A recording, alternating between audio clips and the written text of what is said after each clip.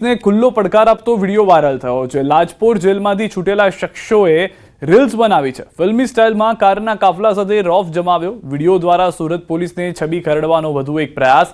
અગાઉ પણ આવા જ વિડીયો બદલ સચિન પોલીસે કાર્યવાહી કરી હતી। અહીં સવાલ એ છે કે સખત કાર્યવાહી છતાં ગુનેગારોમાં પોલીસનો કોઈ ડર રહ્યો નથી। પોલીસને ખુલ્લી ચેલેન્જ આપતા હોય તેમ વિડીયો ફરતો કર્યો છે। સુરતથી સમાચાર। હથિયાર સાથે રીલ્સ બનાવી ભારે પડી ગઈ છે। ભય ફેલાવતા 5 યુવકોની ધરપકડ થઈ છે। ચપ્પુ સાથે રોફ જમાવતો વિડીયો હતો વાયરલ। લિંબાયતમાં હથિયાર સાથેનો વિડીયો વાયરલ થયો હતો। લિંબાયત પોલીસે ગણતરીની કલાકોમાં કાર્યવાહી કરી।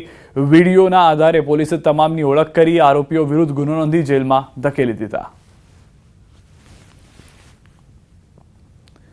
આ તરફ મહેસાણામાં હથિયાર સાથે રીલ બનાવનારો પકડાયો છે। બહુચરાજી મંદિર પરિસરમાં બનાવી હતી રીલ। હાથમાં છરો લઈને રીલ બનાવનાર યુવકને પોલીસે પાઠ ભણાવ્યો છે। પોલીસે માફી મંગાવતો વિડીયો બનાવી કાયદાનું ભાન કરાવ્યું। વાયરલ વિડીયોના આધારે પોલીસે ગણતરીની સમયમાં જ અટકાયત કરી લીધી। બહુચરાજીમાં અસામાજિક તત્વો સામે પોલીસની કડક કાર્યવાહી પણ જોવા મળી છે। ચાલો પકડી વિડીયો બનાવ્યો તો મારી ભૂલ થઈ ગઈ। મારા વિડીયો કોઈ બનાવો નહીં। હું માફી માંગુ માટે કદી કોઈ વિડીયો બનાવો નહીં। બનાસકાંઠાથી સમાચાર। ગઠમણ ગામે મંદિરમાં ચોરી। પાલનપુર તાલુકાના ગઠમણ ગામના મંદિરમાં તસ્કરો ત્રાટક્યા। રાત્રિ દરમિયાન જોગણી માતાના મંદિરમાં પ્રવેશ કરી માતાજીના ચાંદીના છત્તરની ચોરી કરી ફરાર થઈ ગયા। 500 ગ્રામ જેટલા ચાંદીના છત્તરની ચોરી। ગામમાં લગાવવામાં આવેલા સીસીટીવી કેમેરામાં 3 શખ્સો કેદ થયા। સીસીટીવી ફૂટેજના આધારે ગ્રામજનોએ તાલુકા પોલીસ મથકે જાણ કરી। તાલુકા પોલીસે સીસીટીવી ફૂટેજના આધારે તપાસ હાથ ધરી છે। અમદાવાદથી સમાચાર। મણિનગરની દુર્ગા સ્કૂલ સામે કાર્યવાહી। બેદરકારી બદલ શાળાને 10,000નો દંડ કરાયો છે। શાળાને ડીઈઓએ પાઠવી છે શોકોઝ નોટિસ। શાળા ટ્રાન્સપોર્ટ સર્વિસ દ્વારા સુધારા સાથેનું બજેટ રજૂ કરાયું। ટ્રાન્સપોર્ટ મેનેજર દ્વારા રજૂ કરેલા ₹991 કરોડના કુલ બજેટમાં સત્તાધીશો દ્વારા ₹20 કરોડના સુધારા સાથેનું કુલ બજેટ ₹1011 કરોડનું મંજૂર કરવામાં આવ્યું છે।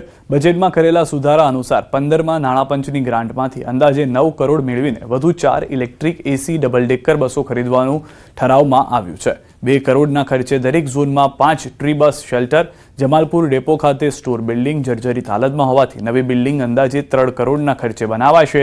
કેપિટલ બજેટમાં કુલ 20 કરોડના સુધારા થશે તો 1600 એમટીએસ બસ રસ્તાઓ પર દોડશે।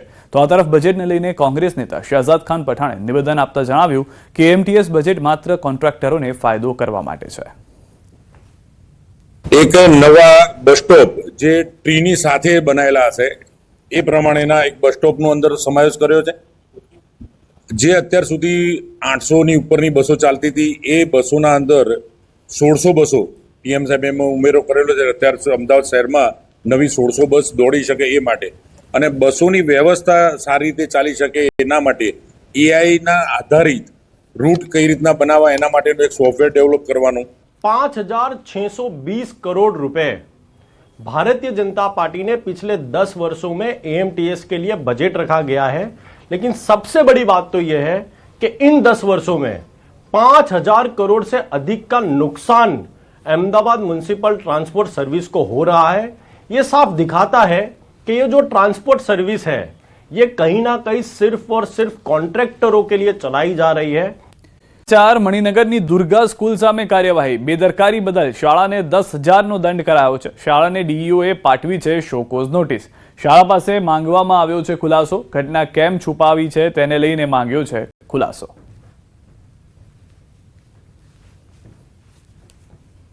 જ્યારે ઘટના 28 તારીખે બને છે અને એક સપ્તાહ સુધી તમે આ પ્રકારની બાબતોનો તમે અત્રેની કચેરી સુધી તમે કોઈ રિપોર્ટ કરતા નથી, જાણકારી આપતા નથી, તે બાબતોની ગંભીરતાને ધ્યાને લઈ શાળાની ઉદાસીનતા જોઈ સદર શાળા દુર્ગા વિદ્યાલયને ₹10,000 દંડ આરટી તહેત કરવાનો નિર્ણય પણ કર્યો છે। 9 મહિનાથી ફરાર હત્યાનો આરોપી પકડાઈ ગયો છે। લિંબાયત પોલીસને ફિલ્મી ઢબે મળી છે સફળતા। ફરાર આરોપી હૈદરાબાદથી ઝડપાયો છે। આરોપી ઝેપ્ટોમાં ડિલિવરી બોય બની છુપાયો હતો। પોલીસે ડિલિવરી બોયનો વેશ ધારણ કરીને પકડ્યો। લાજપોર જેલમાંથી વચગાળાના જામીન પર છૂટ્યા બાદ ફરાર થયો હતો। નિયત તારીખે જેલમાં હાજર ન થતા પોલીસને થાપ આપી નાસ્તો ફરતો હતો। પહેલા દાટેલા મૃતદેહનું રહસ્ય ગૂંચવાયું છે। સુરતના પૂણા વિસ્તારમાં મૃતદેહ શોધવા 15,000 સ્ક્વેર ફૂટ જગ્યા ખોદી હતી। સુરત પોલીસે 10 ફૂટ ઊંડું ખોદકામ કરાવ્યું પણ મૃતદેહ ન મળ્યો. 3 વર્ષ પહેલા નશીલા પદાર્થનું સેવન કરીને 3-4 સગીરાઓ ભેગા મળીને એક વ્યક્તિની હત્યા કરી હતી. એક સગીરે મૃતકના ભાઈને જઈને સમગ્ર ઘટનાની જાણ કરતા પૂર્ણા પોલીસને વાત કરી હતી.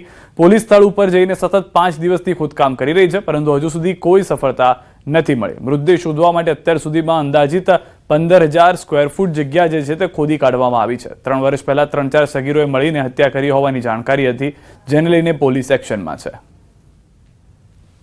एक लड़का है, बुला रहा है मिलने के लिए, चलो मिल के आते हैं. तो हम मिलने गए उससे, तो वो बताया कि भाई 2 लोग मिल के मार दिए हैं. अब वो पता नहीं क्या सच बता रहा है कि नहीं बता रहे, वो क्लियर नहीं पता है. पुनः पुलिस वाले भाई काम कर रहे हैं, उम्मीद यही है कि भाई हमें इंसाफ मिलेगा. और क्या, इसके पहले केनाल रोड के पास, नहर के पास में वहाँ पे खुदाई चालू था. 5-6 दिन लगा है उसमें, JCB द्वारा खुदाई हुआ है, पर वहाँ पे अभी कुछ मिला नहीं है.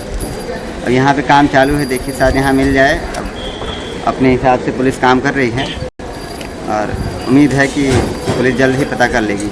22 मई को जब वो चला गया था तो उसी रात को 2-2:30 बजे उसको अंदर में झगड़ा हुआ, नशे वशे में हुआ होगा, उसको मार के दफना दिया पहले. तो बाद में 2 या 3 दिन बाद उसका गला अलग करके यहाँ कुएं के पास दफना दिया गया है. जहाँ पे उन्होंने बताया कि यहाँ पे बॉडी को दफनाया गया है, वहाँ पे हमने पिछले 4 दिन से हम कंटिन्यूस उसमें खोद काम कर रहे हैं. टोटल 5 JCBs और 1 हिटाची और बहुत सारे लेबर उसमें लगी हुई है.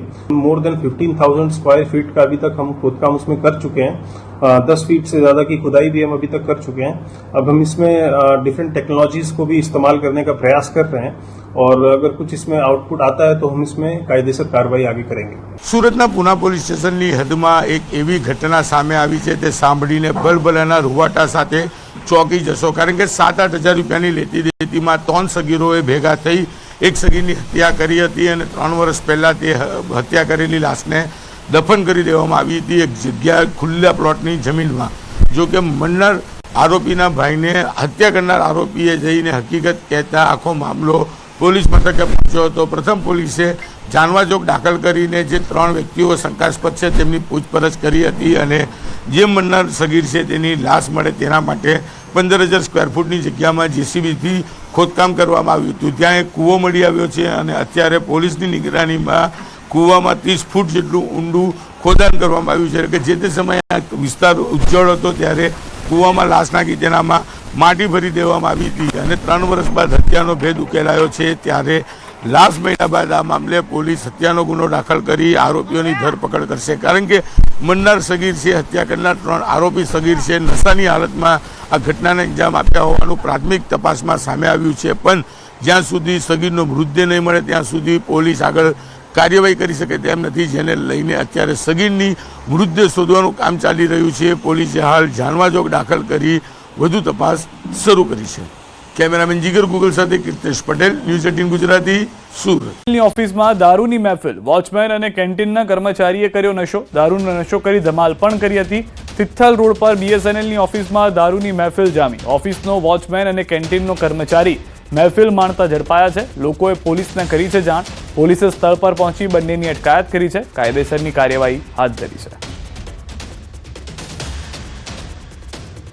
વડોદરાથી સમાચાર. દારૂ પીને ખેલ કરવા ભારે પડી ગયા છે. દારૂનો ગ્લાસ માથે મૂકીને કર્યો હતો ડાન્સ. દારૂની મહેફિલનો વિડીયો વાયરલ થયો હતો. પોલીસે 3 લોકોની અટકાયત કરી છે. ગોત્રી પોલીસ સ્ટેશન હદ વિસ્તારમાં દારૂની મહેફિલનો વિડીયો વાયરલ થયો હતો. નબીરાઓએ માથે દારૂનો ગ્લાસ મૂકી ડાન્સ કરતો વિડીયો અપલોડ કર્યો હતો. મહેફિલનો વિડીયો વાયરલ થતા ગોત્રી પોલીસે કરી કાર્યવાહી. રીલ બનાવનાર 3 શખ્સોની પોલીસે કરી અટકાયત. 3 શખ્સોએ 2 કાન પકડી માફી પણ માંગી છે.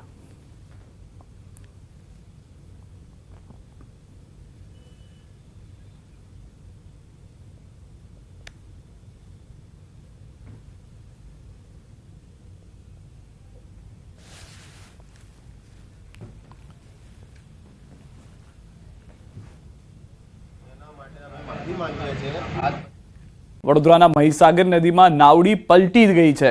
પાદરા પાસે મુસાફરો ભરેલી નાવડી પલટી હોવાના સમાચાર છે. પાદરાથી ગંભીરા તરફ જઈ રહ્યા હતા લોકો. ગંભીરા બ્રિજ દુર્ઘટના બાદ નદી પાર કરવા લોકો કરે છે નાવડીનો ઉપયોગ. વધુ લોકો નાવડીમાં સવાર હોવાથી બની છે ઘટના. સદનસીબે ઘટનામાં કોઈ જાનહાનિ નથી થઈ.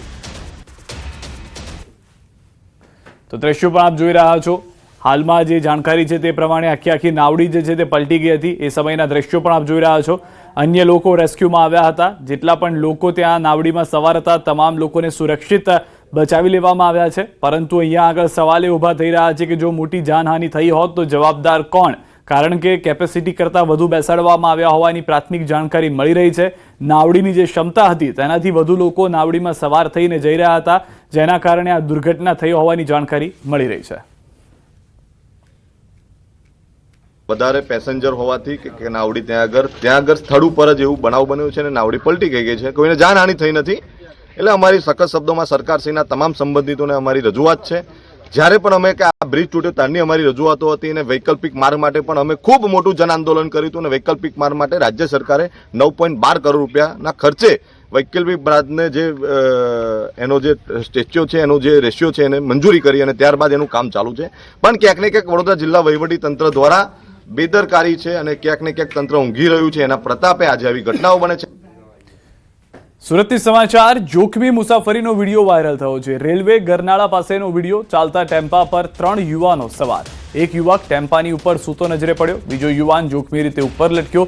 ત્રીજો યુવક ટેમ્પાની પાછળ લટકતો દેખાયો. રેલવે ગર્ડર સાથે અથડાતા માંડ બચ્યો છે યુવકનો જીવને જોખમમાં મૂકતો વિડીયો આપ જોઈ રહ્યા છો જે નજરે પડી રહ્યો છે. હાલના દ્રશ્યો સ્પષ્ટ કહી રહ્યા છે કે જો અહીંયા પણ દુર્ઘટના ઘટી હોત તો જાનહાનિ થઈ શકી હોત. હાલના દ્રશ્યો રેલવે ગરનાળા પાસેનો વિડીયો હોવાની જાણકારી. સુરતનો આ વિડીયો છે.